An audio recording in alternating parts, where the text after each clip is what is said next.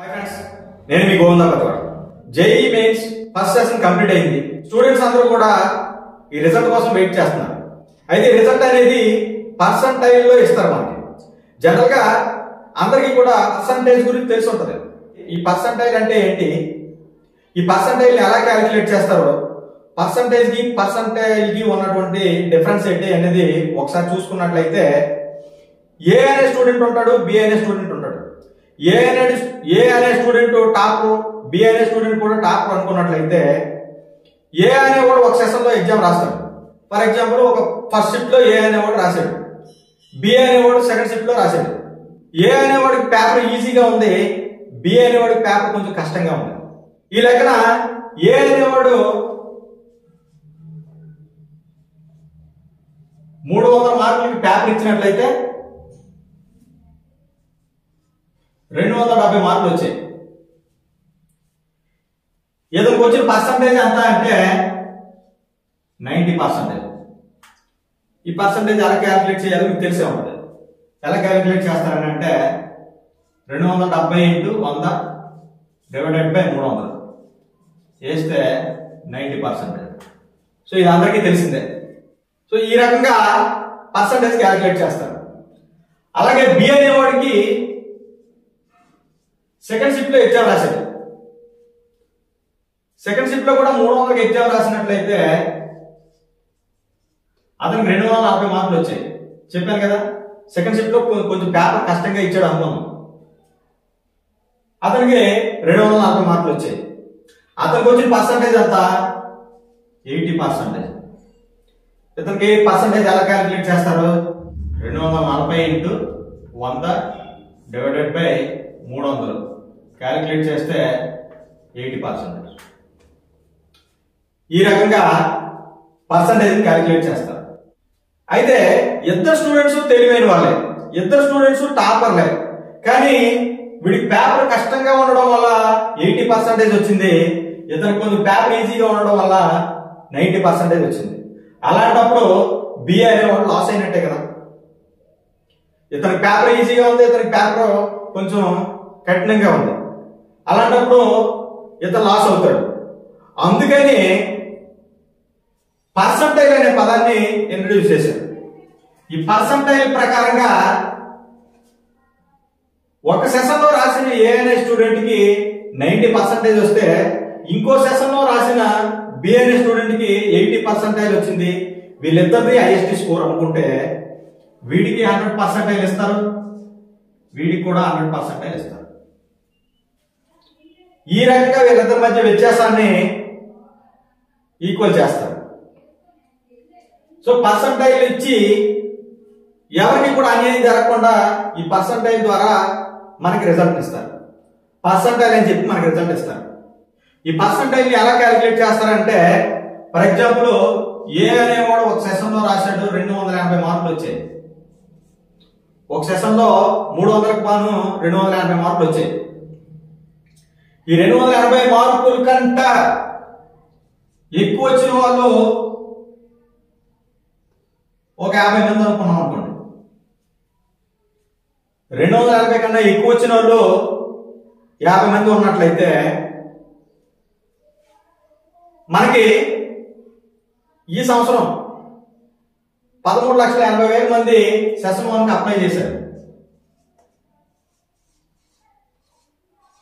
13,80,000 మంది సెషన్ 1కి అప్లై చేస్తే, ఈ ఫస్ట్ సెషన్ లో 13 లక్షల మంది రాశారు అనుకున్నాం. 13 లక్షల మంది ఎగ్జామ్ రాశారు అనుకున్నాం. చాలా మంది కొన్ని కారణాల వల్ల సెకండ్ సెషన్ లో రాద్దాంలే, లేదు అంటే ఇతరత్ర కారణాల వల్ల ఒక 80,000 మంది దేశం మొత్తం మీద ఆబ్సెంట్ అయినా కూడా 13 లక్షల మంది ఎగ్జామ్కి అటెండ్ అయ్యారు అనుకున్నాం. 13 లక్షల మంది ఎగ్జామ్కి అటెండ్ అయ్యారు అనుకున్నాం. అయితే ఇక్కడ రండి, ఏ అనేవాడికి 280 మార్కులు వస్తే అంతకన్నా ఎక్కువ వచ్చిన వాళ్ళు ఒక 50 మంది ఉన్నట్లయితే, ఏ అనేవాడి కన్నా తక్కువ ఉన్న వాళ్ళు లేదా 280కి ఈక్వల్ గా ఉన్న వాళ్ళు ఎంతమంది ఉంటారు, less than or equal to ఉన్న వాళ్ళు ఎంతమంది ఉంటారు, 50 మందిని తీసిస్తే 12,99,950 మంది ఉంటారు. 12,99,950 మంది ఉంటారు. అయితే ఇప్పుడు ఇతనికి వచ్చిన పర్సంటేజ్ ఎంత అనేది ఎలా క్యాలిక్యులేట్ చేస్తారని అంటే, number of students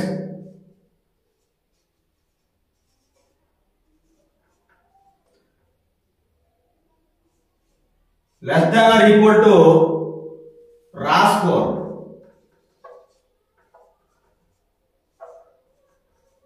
into 100 divided by number of students appear for exam. మన స్కోరు లేదా మనకన్నా తక్కువ score into 100 divided by number of students appeared for the exam అని చెప్పి ఫార్ములా అన్నమాట. ఈ ఫార్ములా ప్రకారంగా మనం వేసుకున్నట్లయితే నెంబర్ ఆఫ్ స్టూడెంట్స్ ఈ రా స్కోర్ అంటే ఈ 280 మార్కుల్ని రా స్కోర్ అంటాం. ఈ రా స్కోరు లేదా రా స్కోర్ కన్నా తక్కువ ఉన్న వాళ్ళు into 100 divided by number of students appeared for the exam ఎంత అవుతుంది? 12,99,950 ఇంటూ 100 డివైడెడ్ బై 13 లక్షలు 99.9961538. ఒకసారి క్యాలిక్యులేటర్ లో కూడా చెక్ చేసుకోండి. సో తప్పుంటే కరెక్ట్ చేయండి. ఇది ఇతనికి వచ్చినటువంటి పర్సంటేజ్. పాయింట్ తర్వాత 7 డిజిట్లు వస్తాయి.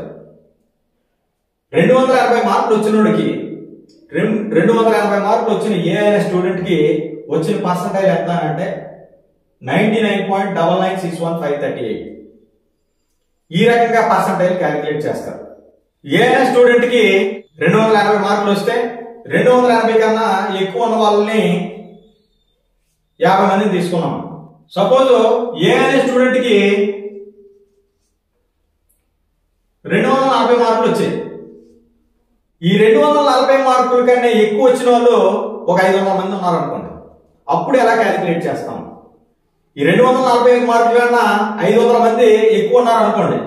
240 లేదా 240 కన్నా తక్కువ ఉన్న వాళ్ళు ఎంతమంది అవుతారు? 12,99,500 మంది అవుతారు. ఈ 240 మంది కన్నా ఎక్కువ ఉన్న వాళ్ళు ఎంతమంది? 500 మంది అనుకున్నట్లయితే ఆ ఏ అనేవాడి స్కోరు లేదా అంతకన్నా తక్కువ ఉన్న వాళ్ళు ఎంతమంది ఉంటారంటే 12,99,500 మంది ఉంటారు.